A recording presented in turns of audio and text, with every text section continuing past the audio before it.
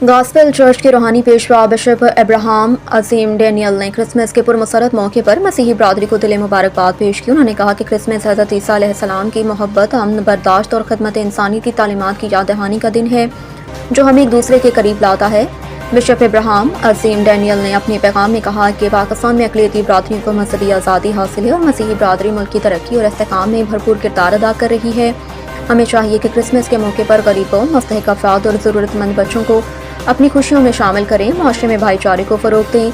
Commissioner Sahiwal division doctor Asif Tufail, RPO Sahiwal Rana Ayaz Saleem, ज़िला इंतज़ामिया और security इदारों का शुक्रिया अदा करते हुए कहा कि क्रिसमस के मौके पर गिरजाघरों और मसीही आबादियों में फुल प्रूफ सिक्योरिटी इंतजाम किए गए, जिससे मसीही बरादरी पुरअमन माहौल में अपनी मजहबी तकरीबात मना रही हैं। आखिर में बिशप अब्राहम अजीम डैनियल ने मुल्क पाकिस्तान की सलामती, तरक्की, खुशहाली के लिए खसूसी दुआ की और तमाम पाकिस्तानियों के लिए अमन, मोहब्बत और खैर सुगाली का पैगाम दिया।